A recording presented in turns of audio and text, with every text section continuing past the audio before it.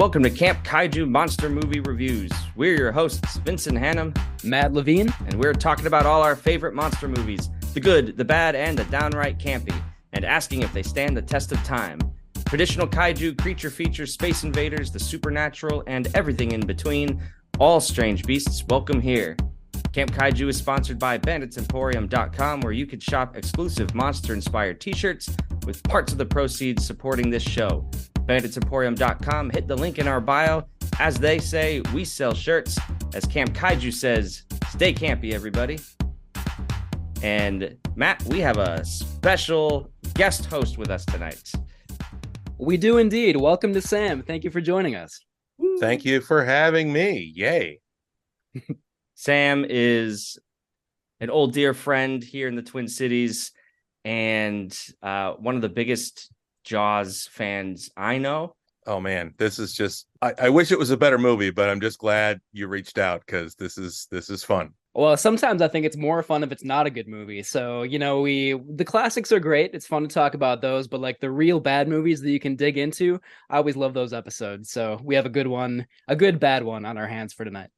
And thanks for hanging out, everybody. Please rate and review wherever you listen. You can also share this podcast with a friend. Word of mouth is always our greatest asset there. And Matt, you want to talk about the website and the Patreon a little bit? Yeah, definitely. So our website is campkaijumoviereviews.com. In addition to links to all of our podcast episodes, we have in-depth reviews about a whole lot of movies, stuff that we talk about on the podcast, as well as stuff that we don't. And also look into our Patreon account. Thank you very much to our patrons, Kelly, Chris, and Frank. We appreciate you very much.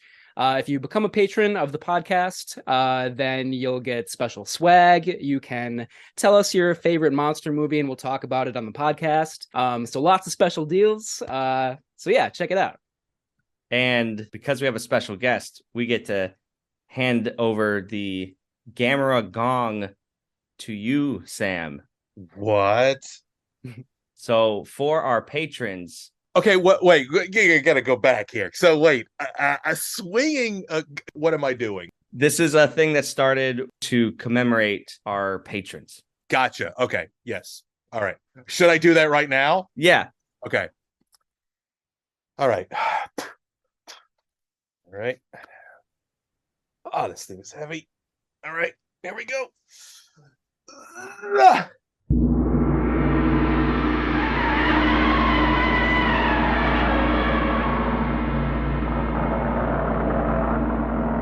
Woo! Nice. That might be the best one yet. Well done. Well, I went to school for that. Swinging gongs, not acting. Gong school. I went to gong school. Well, thank you, Sam. And thank you, everybody on Patreon and for checking that out and the benefits involved. Next week, we have more special guests to surprise with the Gamera Gong. We have the Frankenstein Minute podcast joining us to talk about Toho's Frankenstein Conquers the World, well worth the wait, as well as my brother. He is in the Coast Guard, and he is in Antarctica right now, of all places. And he and a shipmate of his have offered to record some special episodes for us based on Antarctic monster movies. So coming up first in our series, I've dubbed Frozen with Fear, is Alien versus Predator, brought to you by two Coast Guardsmen down in Antarctica. Nice. Wow. I just watched that movie for the first time a couple months ago. It's not as bad as I thought it would be. It's a ride. I think it's a fun movie. For March, we have Mothra March Madness. Mothra is also one of my favorite characters that I've seen yet in the Toho Godzilla series. So, the original classic Mothra is on the docket. And then I think, Vincent, you're bringing another Mothra movie to the podcast, right? Mothra versus Godzilla. Can't wait. Yeah. So all Mothra, all March. What I said in jest has now become reality, as sometimes happens. Oh, boy. All right. What's our personal histories with Jaws the Revenge? Well, I don't have a history of Jaws with Jaws the Revenge until I bought it at Video Universe in Robbinsdale and realized, oh, they actually have this Fortuitous that is, because Vincent wanted me on the show. I have a nice history with the whole Jaws as a franchise.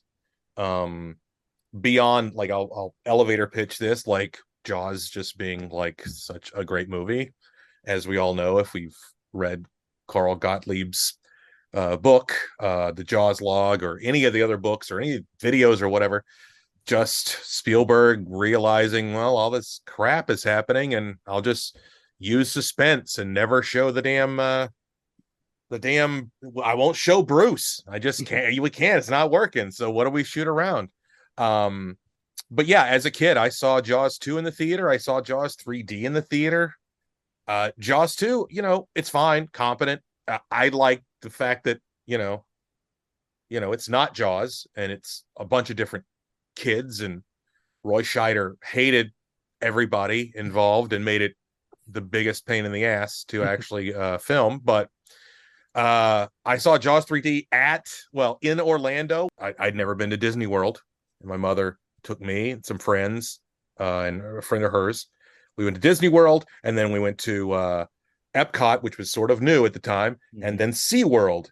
And at SeaWorld, they still had this weird facade opening that had this, speaking of King Ghidorah, these crazy sort of serpent heads spouting out of it. If you've ever seen Jaws 3D, it's a tiny 5-second clip of people walking in to go into the underground, and there was a sign next to it saying, hey, this is part of the new film Jaws 3D, featuring elements like this from SeaWorld. Go see it in your theater today. And we did during that trip, and it was the most boring ass movie. Not just Jaws movie, just boring. Like, as a kid, you want all this stuff to happen, and nothing. More stuff happens in Jaws 2, which is kind of sad. But this is my history with the franchise, and I watched Jaws: The Revenge specifically for this episode for the first time, and now I own it because as the tagline says, this time it's personal. You sound a little disappointed that you now own this movie. I own worse movies. I know we all do. This is, well, we'll get to it. Obviously, you guys have a way of boiling the episode down. We'll get to the themes and stuff, but I gotta say, I'm not gonna bury the lead. I wanted this to be a lot worse. I thought this was gonna be total trash. And so, spoiler alert, I don't mind having it in my little arsenal, but I also don't mind that I paid $5 for it, so it's fine. Right.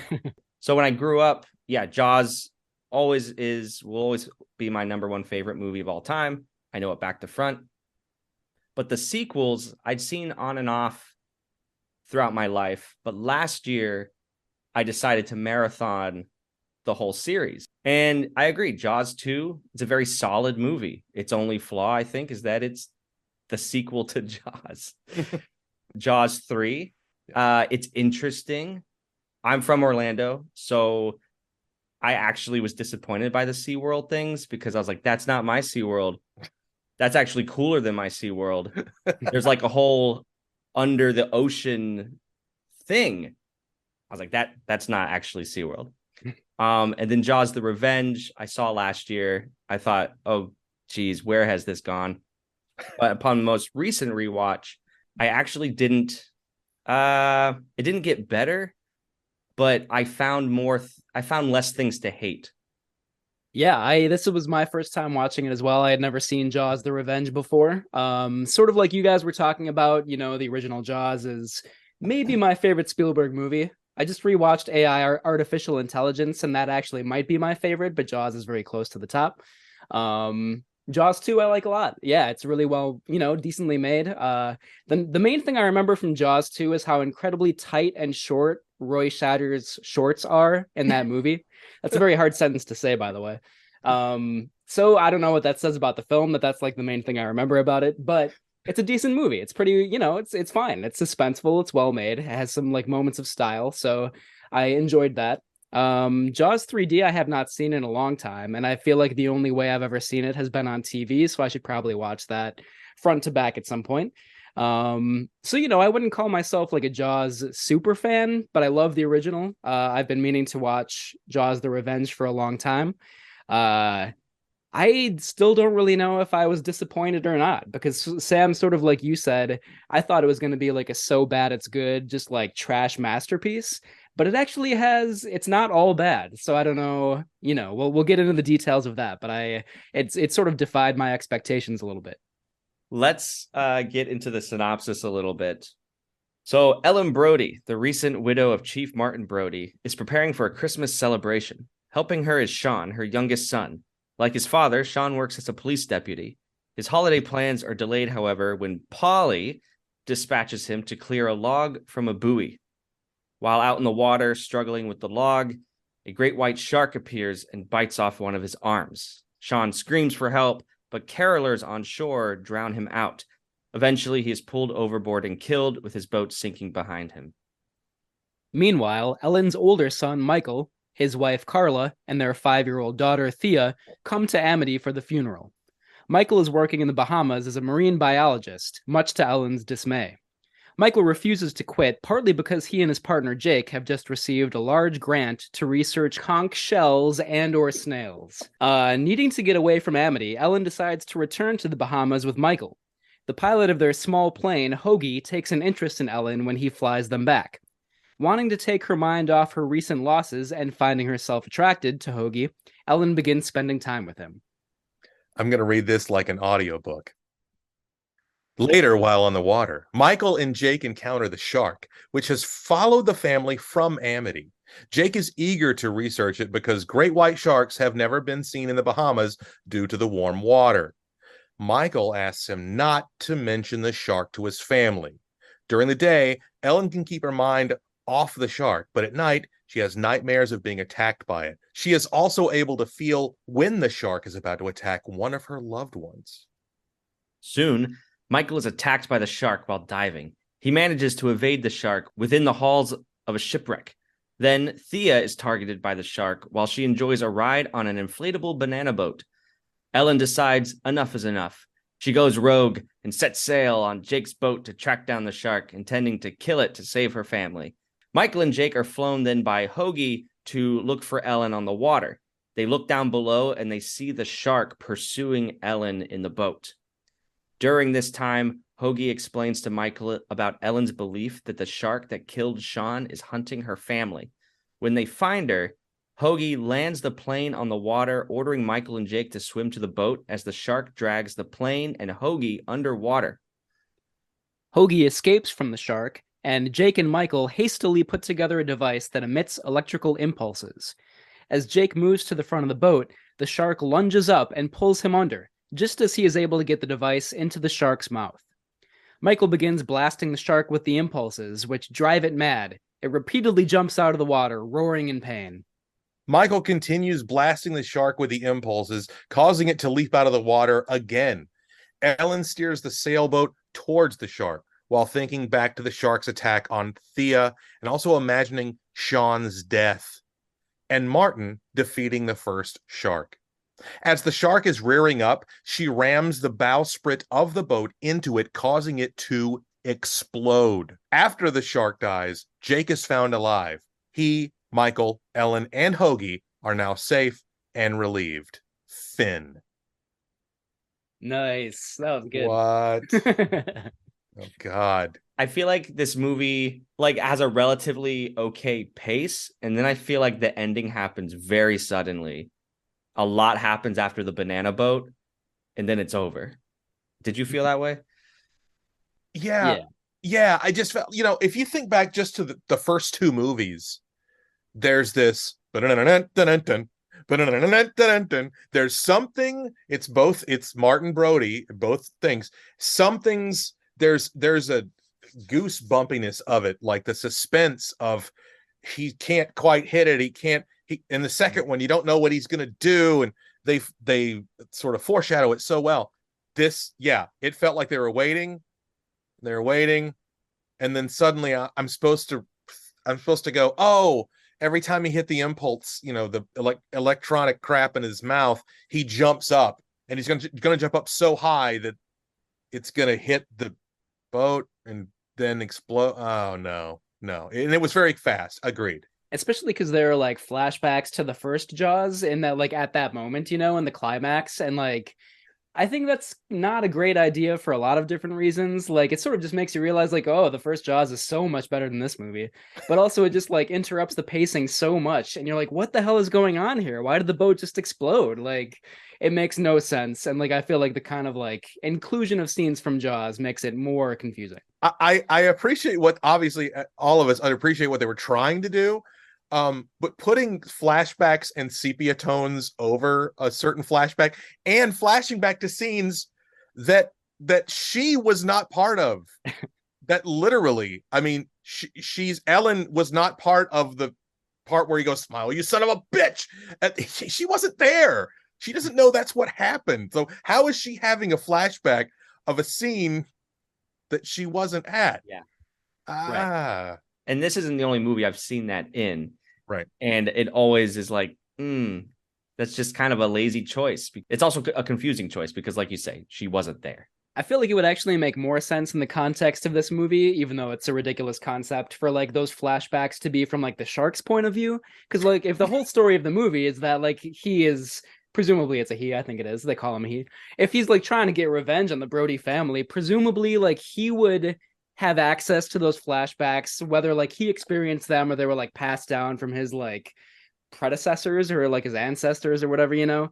I'm just saying, like, in the context of the plot of this movie, it makes more sense for the shark to have those flashbacks than for Ellen to have those flashbacks. I buy that. I would actually go with that. I'm still trying to figure out what this is. Which shark, which Jaws is this? The original Jaws got blowed up. The second Jaws 2 got electrocuted. So is this a baby of the original Jaws through symbiosis, or some sort of, when it was born, it had these memories, it was cloned, all these stupid things that nobody should be thinking. But they never even, they just, yeah, Ellen continually refers to it as the shark. Yeah. And I'm like, Ellen, you were there. You know this was blown up. Yeah. It didn't fully embrace its totally like just insane concept, you know. If it had gone a little bit further, maybe I would have bought it a little bit more, you know. Well, Yeah. I think if they'd leaned into that, and also something we just brought up in the synopsis, which was somehow Ellen Brody has this weird, like, Stephen King character type of, I am one with the shark and I know it's out there and I know it's going to eat that, you know, banana boat, that woman in the banana boat. Like, she's like preternaturally has these crazy mutant powers. That would have been cool. Lean into that. I know it would have made no sense, and people would have been like, why does she have powers? But that would have actually explained so much. Because yes, the novelization of this movie I want to read so bad, because it actually is as bonkers as we want it to be. There's a voodoo witch doctor who has bewitched the shark to take revenge on the Brody family. I don't know why the witch doctor has beef with the Brodys, but that does explain the psychic connection. From what I read about the plot of the novelization, I have not read the novelization, but it sounds like Michael just like bumps into that voodoo priestess or whatever, and that's like all that happens, and like she's so like infuriated by that's like her motivation to like curse the shark. So yeah, you're right, like the plot makes zero sense and sounds totally absurd, and I really, really want to read it. And we could talk about Lorraine Gary. She's reprising her role from the first two Jaws movies. The intention, at least, was to make a more complex, fully formed character. I do appreciate the fact that this is her movie. I think there's value in an older actress getting a lead in a big blockbuster. Yeah, absolutely. I like the fact that it's a female lead, which you hadn't had really. You guys were talking about like all the sex scenes, maybe not on screen in this movie, but like implied at least between Michael and his wife, Carla. If there was like at least implied sex between Lorraine Gary and Michael Caine, I would have been there for it. I would have been like, all right, movie, go for it. Like you're going all the way with this relationship. I kind of would have appreciated that. I liked how sort of old fashioned they were in terms of like, we don't want to get ahead of ourselves. I just met you. maybe we shouldn't blah blah, but they go out on a couple of dates, so you're like, anything could happen. You're in the Bahamas, and you're kind of hot for each other, and you got to know each other and took your time.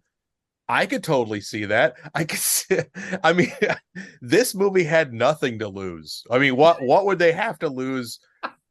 I wonder, again, this is like one of those things they'll never do, like a Criterion of Jaws the Revenge. But if they did, I would love to see the cutting room floor bits. Or was this all of it? I mean, or is there like a Cannonball Run style blooper reel where, like, I don't know, Michael Caine is slapping people around and like Burt Reynolds and okay, no, stop. No, but I think yeah, I mean, I'd like to, that would have been nice to see. I don't know. Yeah. Michael Caine is playing her love interest. This is sort of an infamous little anecdote. He's quoted as saying, and I did look this up in an interview, he admits he's never seen this movie, but he has seen the house that it bought for his mom. So he actually bought the house for his mother, which I'm like, oh, Michael Caine, you're a class act. That's nice. I didn't know it was for his mom. That's cool. I like that. Yeah, that's nice. I didn't know it was his mom. I didn't know. All I've seen is the Oscar acceptance speech he makes from wherever in the Bahamas, because he won for Hannah and Her Sisters. Yes. That year, and he's brilliant in it. And if you can separate Woody Allen from any of his movies, Hannah and Her Sisters, it's like maybe one of the best movies he ever made. Michael Caine's brilliant in it, deserves the Oscar, but it was live via satellite or something, or previously videotaped in the Bahamas, saying, yeah, I'm here, thanks for the award. I'm trying to film this new Jaws movie. It's called Jaws the Revenge. Should be coming out this summer. Thank you for the Oscar. It's the worst Michael Caine impression ever. It started Australian. It really did. But yeah, that's what I most know about this, is like, I remember seeing footage of that somewhere, of him accepting it via satellite, because dude's got to pay the bills and build houses. So yeah, and that's what I do really like about Michael Caine. He's made so many movies, and seemingly he doesn't look down on a project. Maybe he does, but he's still willing to do Jaws the Revenge in the same year that he's doing Hannah and Her Sisters. Yeah, the man is just, he's a journeyman. And he seems like the actor too, where like he could sleepwalk through a role. He could just not try at all, give like 0% effort, and he still would be charismatic. Like I feel like that happens in Jaws the Revenge. Like I don't think he's invested all that much in the movie, but still it's a pretty entertaining character. So opposite him is Lance Guest as Michael Brody. Just what's interesting about this character, I just want to say about the character is Michael also was featured in Jaws 3D. Jaws 3D is like a weird thing in the continuity that Jaws the Revenge clearly doesn't acknowledge, but it is ostensibly the same character. And yeah, he's an engineer or something. But yeah, I mean, I only know Lance Guest from Last Starfighter. That's what I know him best from. I did not know he was in Halloween 2. That's interesting. I just saw that in the notes. I actually kind of like Halloween 2. It's a pretty good sequel. Maybe not unlike Jaws 2, Totally. Not as good as the original, but decent. I'm just throwing. Yeah, that's all I have to say about that. I don't want to go down this rabbit hole, but I was like, then Halloween 3 is like Jaws 3D, and then Halloween 4 is like Jaws the Revenge. Oh, so many. Oh, this is it's breaking my brain. This is like a little too close. Yeah. Okay, we'll move fast through this. Karen Young plays Michael's wife, Carla. Mario Van Peebles is Jack. And apparently Mario Van Peebles wrote a lot of his own dialogue, and his father, Mario Van Peebles, he plays, I guess, the mayor of the town as a fun little cameo. Yeah, he's making that speech right before the banana boat scene. Yeah, Melvin Van Peebles, and like he made some really audacious, bold blaxploitation movies in the 70s, like Sweetback's Badass Song. I think he made The Watermelon Man before that as well. He was like a very kind of radical, transgressive, like in your face director. And, like 15 years later, he's in Jaws the Revenge. I don't know if that's uh, sad ending or a happy ending to his career, but it's unexpected. So, But I think that's the intersection with so many of these actors. Michael Caine and the director Joseph Sargent.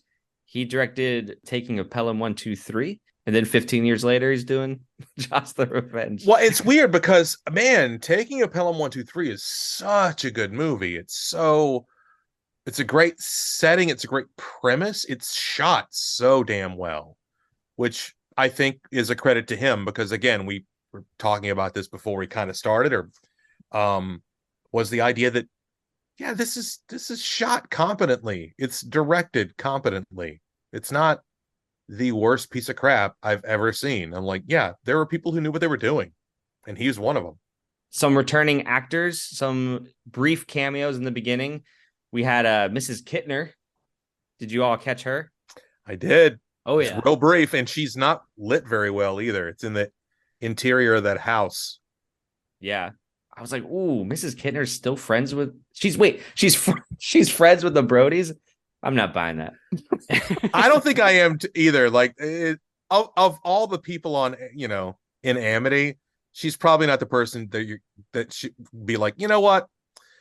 Bygones be bygones. Let's have some coffee. Let's hang out. No, you're responsible for my boy being eaten, and you knew.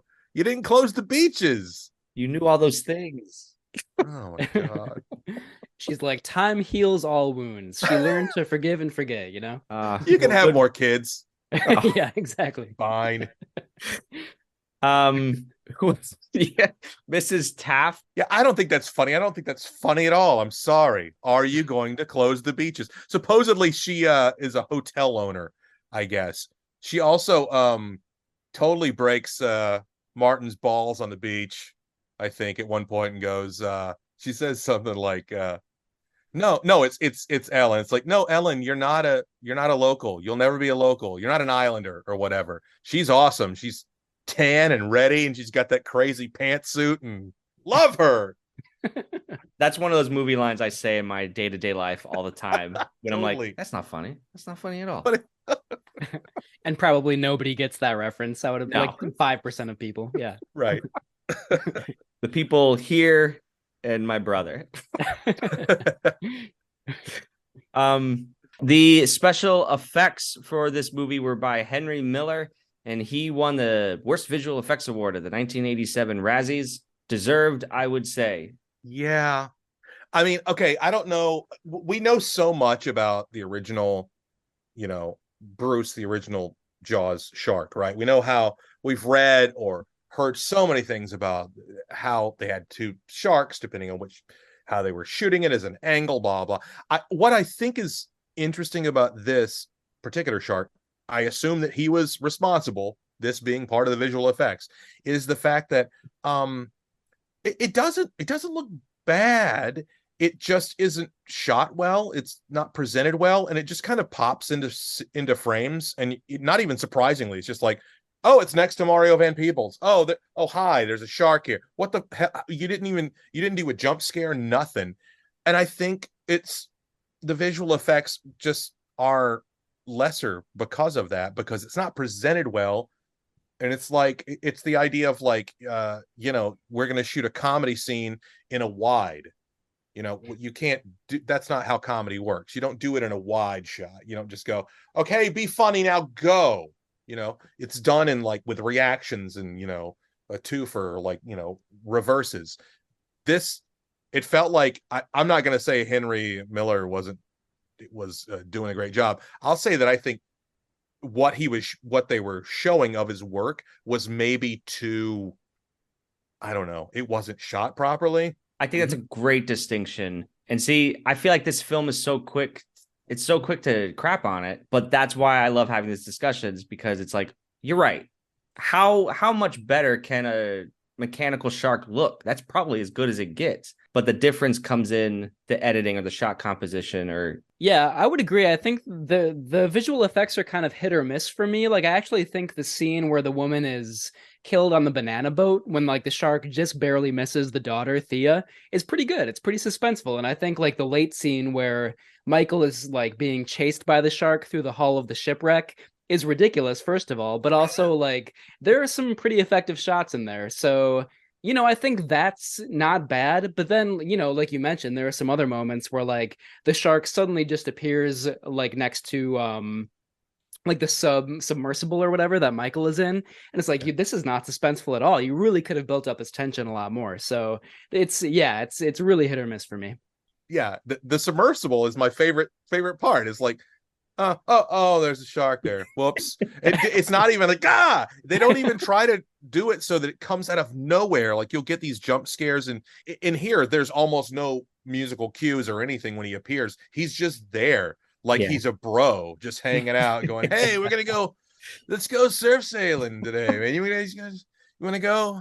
You looking at conchs? I know where I can show you some conchs. Oh man, we should go over here. I hang out with these guys all the time. These snails. Oh, you're gonna love these guys. Crazy conchs, bro. All right. BanditsEmporium.com is the official t-shirt partner of Camp Kaiju. Check out BanditsEmporium.com or hit the link in our bio to check out their selection of monster-inspired tees. Part of the proceeds goes to supporting this very show. Visit BanditsEmporium.com. Whatever your style, they have you covered. As they say, we sell shirts. And as Camp Kaiju says, conchs all day, bro. That is the Jaws the Revenge t-shirt that you need to get. Conchs all day, bro. It's perfect. So with the production and backstory and release, I think this gets to the core of any perceived flaws in the film. I think comes down to a really rushed shooting schedule that they were on. I read that the other Jaws movies had a production schedule or timeline of like at least 2 years each. And This one was maybe like 9 months. So yeah, that like significantly less than the other ones. Well, yeah, and I think that's just so. Principal photography literally began in September of '86, and it was released in '87. How much time do they have to cobble a script together? That's my question, I guess. Seemingly none. Yeah, I mean, they actually started shooting before a script was even finished. So I think they were kind of making it up as they went along. Well, I mean, to be fair, that's also kind of how Jaws was happening. They had a script, but it wasn't great, and they were always punching it up. Carl Gottlieb was punching up stuff, and well, I was gonna say, like, no disrespect to Joseph Sargent, but I feel like somebody like Spielberg, I know Spielberg was extremely young when he made Jaws, but like, Spielberg maybe got away with that. Joseph Sargent maybe not so much on the making of Jaws the Revenge. So he was offered the job by an executive at Universal Studios, and they were hoping to. Universal Studios had an ulterior motive, and they wanted to publicize their new attraction ride at Universal Studios, which I find interesting. This must have been the Hollywood Universal Studios, because again, as an Orlando native, I grew up at Universal Studios, and the ride, it just put you right in the middle of it. It was actually like a lot of Jaws 2, where at the end of you're on this boat, this tour boat, they're taking you through Amity, and your boat captain has like a shotgun next to him, and he gets a radio call from Amity PD saying that the shark is back. And now your boat captain pulls up this gun and starts blasting away at the water as the shark is coming at you. And there's, splashing, and there's fire, of course. And then at the end, it ends with the shark biting down on some power cables, like in Jaws 2. And it fries itself. I was there the last day of the ride because it has since closed in Orlando. Maybe not the best special effects in the world, as the Golden Raspberry Awards would tell us, but I just thought it was kind of interesting. There were 7 sharks or segments of sharks that were created for the filming of the movie. There were 2 full models of the sharks. There was one model that was only used for the jumping shark, which even just saying that feels kind of ridiculous. But if you see the movie, you know what that means. One model was made for ramming. One was just the top half of the shark, and then one was just the fin. So that I feel like that's kind of interesting, just because they seemingly went to a lot of work to like create these animatronics, and there's arguably not all that much payoff in the movie. Again, there are maybe some good and bad elements, but yeah, it was a big time and labor and resource investment to make those sharks. Right. So yeah, all the credit to the production team. Maybe it just failed to come together in other ways. Yeah, Right. I just think you guys said it earlier. There needed to be more of a build up at the end. It felt like a lot of standing around waiting for the shark. I mean, I know that's most of Jaws, but it's literally like them sailing. No, no, go. No, there he is. And it feels like it's rushed at the end. There's a lot of build up and then a quick where we killed it. It's done, you know? Yeah. So I think it's definitely a pacing issue. It's amazing that they had that many sharks constructed. Right. That's On like such a tight timeline too, with like no time to, like maybe a couple months to create these models. Like it's, both impressive, and at the same time you understand why maybe it doesn't work all that well in the finished product. yeah. I gotta say, I really, this time it's personal has become this thing in the same way that like people throw electric boogaloo on the end of something if you say Jaws 2 and somebody goes electric boogaloo. It's like its own built-in sort of punchline. But this time it's personal, had its own, it jumped into pop culture to the point where I think people weren't even sure that was where it was from. Yeah. And I didn't know that originated with this film.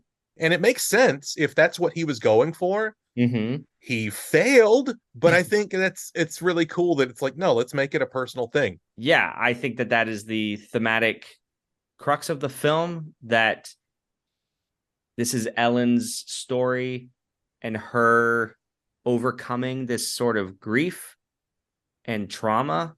And as I saw it, extreme PTSD. Like she's reeling through most of this film. And I found that a dark but bold and compelling idea. I feel like the movie doesn't quite have the skill to like really convey those themes, but I admire that it's trying to do so, It feels like we all have gone through grief, like a lot of stages of grief. Nobody deals with grief the same way. And I feel like having gone through a lot of sort of a grieving thing for the past year, I almost feel like this says a lot about grief, regardless of how the execution was. The Ellen Brody character is going through grief. She already had her husband die of supposedly an off-screen heart attack that we never heard about or never knew about. And then, of course, her son, her youngest son, is killed by this shark. She feels like the only way she can deal with it is to push blame on a shark, right? It's very easy to do that when a shark has eaten your son and essentially been the cause of your husband's heart attack. So I think there's something great thematically about dealing with grief, dealing with what is basically a depressing life event, something that can really bring people down and take them into places that, depending on where they are in their lives, her being sort of an older woman, where it's like, what am I even doing? Like, nothing makes sense. I have to blame something, and yet I can't do anything. I'm powerless. And there's something great about whether it was executed well or not. And I think it really wasn't, because it makes her into sort of the shrieking character that you're like, God, this woman's crazy. And it's the dialogue. It's how she was directed. Like, I'm not blaming the actor for that. I'm not blaming Lorraine Gary at all. But I will say, like, all that said, it's about a grieving process. Now, that is the theme.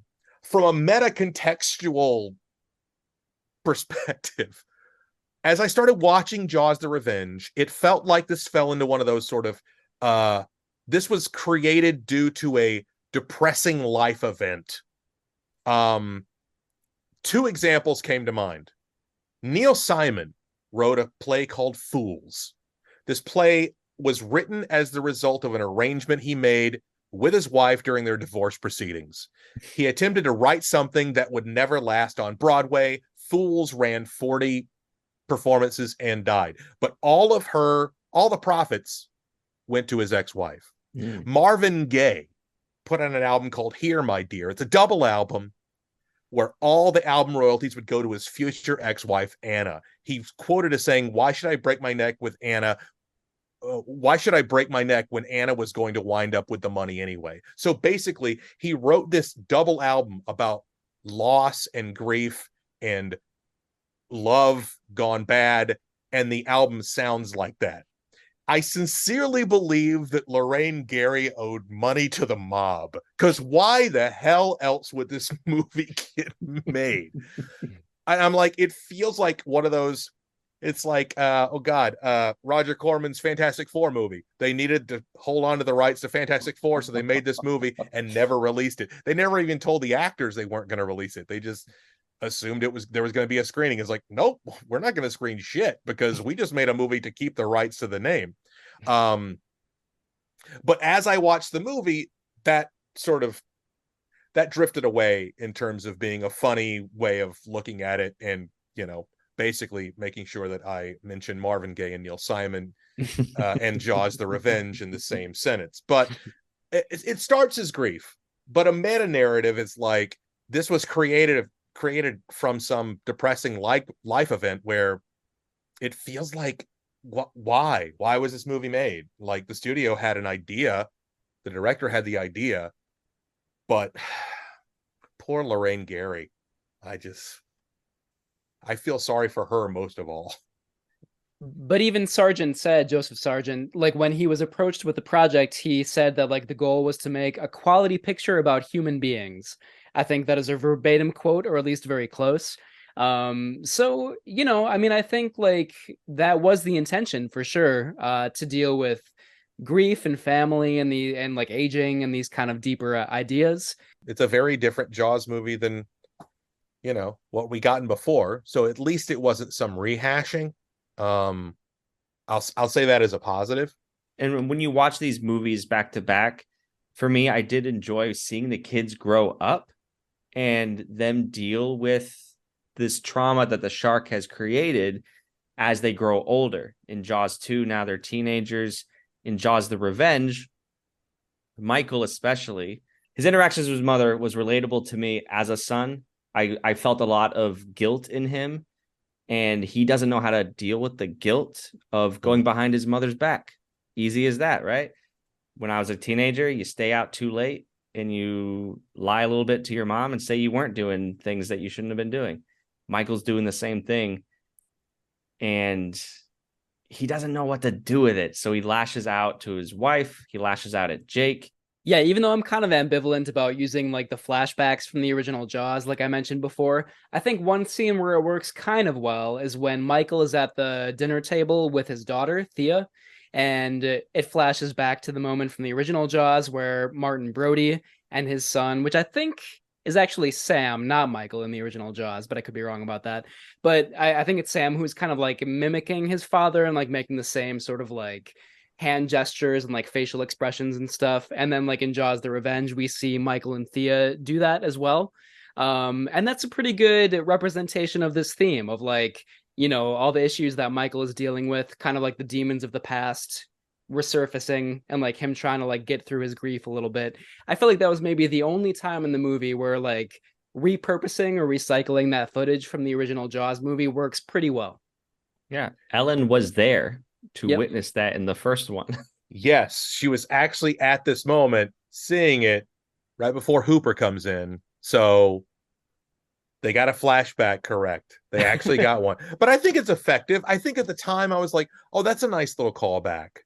It didn't feel like they were it was cheap, or they were just doing it to get people who would recognize it, because on its own it felt nice. Mm-hmm. Yeah, I thought so. Oh, can I bring up one thing before we go to the good, the bad, and stuff? Yeah. Just putting this out there. Jaws the Revenge is a Christmas movie. Yes. Just gonna say that. It's Yes. a Christmas movie. It happens. I mean, not the entire time, but that first chunk in Amity, it's Christmas. And there's a New So- Year's Eve party in the Bahamas. Oh, that's right. Oh, a yeah. New Year's Eve party. Yeah. Yeah. Total Christmas movie. And they're singing carols like in the Bahamas. So yeah, it's a Christmas movie. It was a nice change of pace that it wasn't the whole like, oh, the beach is closed for the summer, like that whole thing. Like I liked the change of the setting, at least initially, that it's obviously cold and you see Christmas lights and stuff. That was a cool change of pace. I like that. With that said, Matt, do you want to lead us in what you found really good about this film? Yeah, I think it is pretty well shot. I think a lot of that is the scenery. At least some of the movie was actually shot in the Bahamas. Some of it is very obviously shot in a studio backlot where you can like see like the fabric of like the clouds, so not all of it is in the Bahamas, but it's bright, it's colorful, it's pretty well shot. I do admire that it's like trying to give depth to the characters. I think there are some reasons why that doesn't really pan out. Like I don't think the movie's totally successful at that. But yeah, Sam, like you said before, it's trying to do its own thing. It's a new Jaws movie that we haven't really seen yet in the series, so I do admire that. And I do think there are at least a couple scenes that are pretty effective and suspenseful. I brought them up briefly before, but the scene where the woman is killed on the banana boat, the shark kind of just like leaps out of the water and just takes like the one woman off of it, and everybody else like barely escapes with their lives. I think that moment is kind of surprising. It's pretty well done. And then I think at the end when Michael is like, again, being chased by the shark through the shipwreck, there, in particular, there's one really good shot, I think, where like we're looking up from the shipwreck and we see the shark passing overhead through like a window or like a porthole or something like that. Mhm. That was a great shot. And there are moments like that where I'm like, wow, like at least this moment is well constructed and well done. Okay, I think I hate to admit it, but it is shot well. It's shot really well. I was actually surprised. I wanted this to be a bigger piece of crap, and it disappointed me in that way because could have been worse. Very Minnesotan thing to say. I would say as a Jaws geek, we brought this up earlier. I like the fan service cameos of Mrs. Kittner, Mrs. Taft, my personal favorite, and Polly. Yeah. One of my favorite dumbass throwaway lines in Jaws is let Polly do the printing. What's wrong with my printing? Let Polly do the printing. I just love that line. And it's a different actor, clearly, because I think the original Polly's way dead at that point. But Polly's got more screen time than she ever has before. And I just love Polly bopping in back and forth. I don't know, something about that little fan service that only the people who were dorky would get did my heart good. And this is coming from a person who wrote something called Sleigh Bells, a White Christmas prequel. I wrote a prequel to the movie White Christmas. And like, I love prequel ideas or sequel things where you do some fan service of like, that reference. Like, I love crap like that. So Yeah. that's the good for me, I think. I'm going through my notes, but I think that's pretty much it. I agree. Loved seeing Polly there. There's a really heartbreaking moment, actually. It's after Ellen comes to verify the body that it's Sean. Polly is at her desk in the background weeping. And I was like, what? Imagine how bad Polly must feel, because she's the one who insisted Sean go out there. Oh God, that's great. I didn't notice that. It's real quick. Wow, that's the best idea of this entire movie. That's the best little tiny thing. Then if you put that molecule of a beautiful moment up against this movie, it blows up the universe that this movie's in. This one tiny molecule, like Oppenheimer. It's like I split an atom and blew everything up. I swear to God, that's so beautiful that it doesn't deserve to be in this crap movie. It doesn't deserve it. It's too good for this movie. Oh, I got to go back and watch that. I'm going to cry. Polly, no. Why? And that's what I'm saying. Jaws the Revenge has glimmers of a real human tragic story that if you're into drama, this is high stakes drama of the most personal kind. Jaws: The Revenge would have had no shark in it, and it was just The shark is the friends we made along the way. No, I hate that. I hate when people drop that in. I hate that expression when people just throw that kind of crap in. But yeah, the shark is a metaphor for love, or it's a metaphor for starting over, or it's a metaphor for our grief. It's not a real shark. She just keeps seeing sharks, and there's no sharks. How can you see sharks? It's warm water, blah, blah. I don't know. He's here. I know he's following us. And then people die. And then you find out that Ellen's been killing these people, chopping them up, carving them out like with giant jaws that she found from a shark, and eats them, and then eats some of their flesh herself to be one with them. This is the movie that needed to get made. Like a cannibalistic Ellen Brody killing people in the Bahamas, making them think it actually got done by a I'm making this movie. Let's make this movie. This is what the movie should have been. All right. What didn't we like about this movie? Total lack of suspense with those buildups. The shark just kind of shows up without any buildup. The practical effects. I did find the shark laughable, whether or not that was the effects designer or the way it was shot. Either way, it was not convincing for me.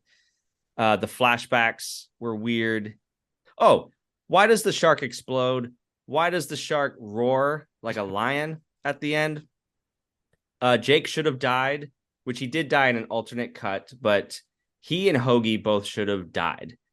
And I hate it when characters who should die end up living.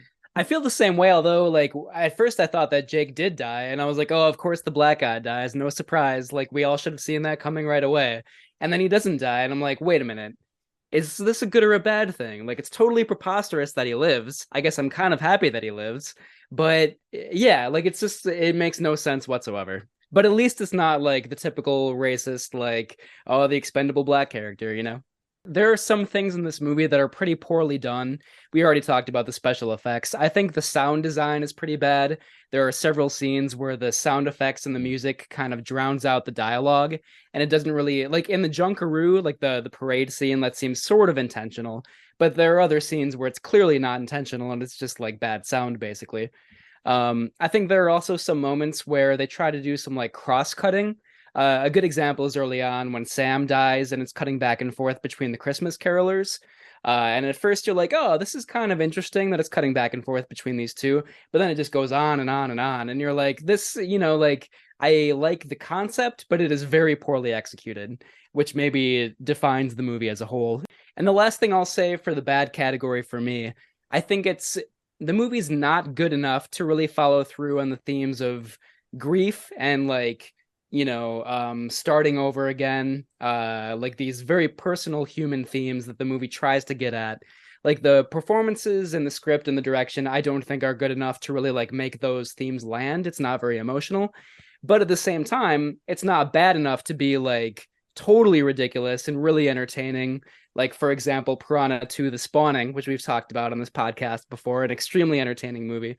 So I do think that long stretches of Jaws: The Revenge are pretty boring because it's like not good enough, but also not bad enough, if that makes sense. Mostly I felt like there were a few romantic dialogue moments that felt as cringy as Anakin's in episode 2. About sand. It's all coarse and it gets everywhere. I don't give a shit. Like I don't care. This isn't my Star Wars. This isn't my Jaws. Give me back my Jaws. You ruined my childhood. Anyway, no. I feel like there were cringy moments. There were good moments and cringy moments. That little parade scene that you mentioned, Matt, I think. It had a bunch of weird clunky dialogue that was about, Ellen, you know, it's going to be okay. You're going to get over the death of your son. And she's like, I'm smiling and blah, blah, blah. And I love this parade. It's like they're having two different conversations. Why does Hoagie care? Why is he invested? It felt really rushed and weird. But some of the romantic stuff was fine later. But I don't know if you guys are familiar with the term shoot the rodeo. It feels like the parade was just happening. They're like, just get in there. Go. it's something that the guys from Red Letter Media talk about all the time in Milwaukee, their stuff. It's like, well, you need production value, shoot the rodeo, because one of their films was like a rodeo, and they're like, oh, we'll pad the film with like rodeo stuff and have one of our characters just go to the rodeo and just shoot, like just have them walking around the rodeo. Like, it's production value. Yeah. Some of the Bahama stuff felt like that. I would put that in the bad category. Ellen's kitchen freak out was really goofy and strange, and she's throwing pots and pans around. It just felt like, dude, give your actor direction or something. It just feels like now you're making her out to be a psycho. Now she's just a weirdo. And the dialogue didn't help either. I felt like is it Sean, the younger guy So the arm bit, when his arm gets bit off, he's screaming, caroling. Maybe it's the editing. It felt like something from Police Squad, where OJ Simpson is constantly getting like destroyed and blown up, and he keeps coming back like the Wile E. Coyote. It just felt like, is this supposed to be a comedy? Like, he's just, help, onward Christian soldier. That's not what they're singing, but it's the because it's a Christmas Carol, not Onward Christian Soldiers. But it just felt like this is like no death in any Jaws movie. That just felt bad to me. The title card felt like something out of Canon Films, where it's coming out of the water and it's like Jaws the Revenge, and they're playing the John Williams stuff, and you can see Amity in the dark. It just felt so bad. I'm referring to Jaws 4 as the name of the shark. So that's what this means. Jaws 4 has all the screen presence of Jaws 3. He has no screen presence, or she. The shark in this has no screen presence. That's directional problems. At one point, Mario Van Peebles goes dum-dum to scare Michael. That means that the movie Jaws exists in the Jaws the Revenge universe in a meta thing that blows my head apart. It doesn't. So wait, they made a movie of your husband destroying a shark, and now people know dun dun dun dun. Like, I'm not kidding. He does that in the movie, like on the headset when he's in the submersible. He doesn't quite do like the John Williams, but it might as well be the same thing. I'm like, don't go dumb dumb, because you're not doing Law and Order. That hasn't even been created yet. Anyway, I wrote down, why don't I care about any of the deaths? At the end of the movie, I literally turned off the movie and just went, and yet I feel nothing, to an empty room. That's what I said to myself. No one was home. This should be called Jaws, and yet I feel nothing. That's what it should be called. Okay. Roy Scheider headshot depresses me. Oh, Polly's got a shot of, and it's clearly like him as Chief Brody, but it's a headshot of. It's a publicity shot. Yeah, it is the movie. It's a promo shot that you send out to all the newspapers or whatever. New movie featuring Roy Scheider, starring a shark. In Variety. I feel like there was a wasting of Lynn Whitfield, who was an actor who went on to be in Eve's Bayou. She was Mario Van Peebles' Squeeze. She had like 4 lines. In terms of campy, I laughed out loud. It caught me so off guard. The brilliant Michael Caine, when he's on the water after landing his boat, and the shark comes out and he says, "Oh shit." One of the highlights of the movie, for sure. I was crying laughing. It was just so outrageous. It was like, it just summed up all my feelings about the whole movie. For me, like, a lot of it is Mario Van Peebles and his terrible accent in this movie. It's not a bad character. Like, as we talked about, I think his relationship with Michael is, it's sort of interesting. But that character, like, just the dialogue is terrible. I feel like he says the phrase crap out in this movie more than I've ever heard in my life outside of this movie. And, one more example I'll bring up is when Michael says to Jack at some point, "I know how to tag a damn conch." It's one of my favorite lines in the entire movie.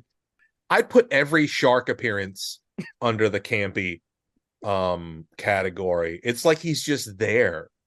He's just the most unshark you've ever seen. And if he's not bamfing into scenes, he's just going mind-numbingly slow. I mean, Michael Caine gives a shit about being on set. The shark does not. Whenever he's on it's like either people didn't tell him they were rolling, or the shark was just like, whatever. I could, I'm doing like another shark movie like next week, and this one sucks. I don't care. Screw you, pay me. This is bullshit. Like I want to be out of this movie so bad. I'm calling my agent right now. That he feels like he just is a bad actor. All right, let's wrap this bad boy up with our final ratings. Cool. So we have 4 ratings here on Camp Kaiju. Our highest rating is it is a timeless classic. It definitely stands the test of time. Our second highest rating is there may be some antiquated moments, but overall it's great and stands the test of time. Lower than that, we have it may be historically significant or just fun, but it does not stand the test of time. And our worst rating here on Camp Kaiju, it is not worth revisiting and definitely does not stand the test of time. I would actually say it may be historically significant or just fun, but it doesn't stand the test of time would be mine, mainly because I think as a Jaws person, if you're a Jaws person, it needs to fit in that category. I'm trying not to cop out, but if you're not a Jaws person, it would definitely be, it's not worth revisiting, or it's not worth watching at all. But I think it needs to fall somewhere on the, second to last there. I agree. I think as part of this franchise, I'm going to rewatch it again at some point in my life. Michael Caine is really fun in this movie. The effects are bad, but they're cheesy. I still have fun with them. So despite my best wishes, there are some fun moments, but it doesn't stand the test of time on its own. It's a pretty forgettable film, to be honest. Yeah, I would have the same rating, actually. I think it's not as bad as I thought it would be. And weirdly, I feel like maybe I would have enjoyed it more if it was worse than it actually is. But I do admire that it's trying to do its own thing. It's, there are actual characters in this movie. Whether or not they're fully fleshed out or convincing is another question. But yeah, I kind of admire some of the things that it's trying to do, even if it's not able to pull them off. Yeah. All right. Well, there you go, folks. For Jaws fans, Jaws the Revenge fans, I hope you enjoyed. Sam, this was our pleasure and our honor to have you on Camp Kaiju. Thank you. Oh, thanks for having me, fellas. This was a lot of fun, even though we had to watch Jaws the Revenge. Well, next time we could do we want to go work backwards and go Jaws 3D then? Jaws 2 and then Jaws? I would revisit Jaws 3D, to be honest. I have a fascination with the 80s when they tried to rejuvenate the 3D model. I'm all for that, man. Just bring me back. I'd love that. Awesome. We could even branch out into like Orca and the Beast if we can track it down. There's a whole world of aquatic monsters out there, so can't wait. And thank you all for hanging out. If you liked what you heard, please tell a friend, leave a rating and review, and visit CampKaijuMovieReviews.com, Instagram, or even Patreon for more monster movie content. Links in our bio. We can't thank you enough. Camp Kaiju is recorded with your help in the Twin Cities with music by Terrence Jackson. Oh, and before I forget, Camp Kaiju is sponsored by BanditsEmporium.com, where you can shop exclusive monster-inspired t-shirts with part of those proceeds supporting this show. BanditsEmporium.com. Find the link in our bio. As they say, we sell shirts. And again, as Camp Kaiju says, thank you, friends. And until next time, stay campy.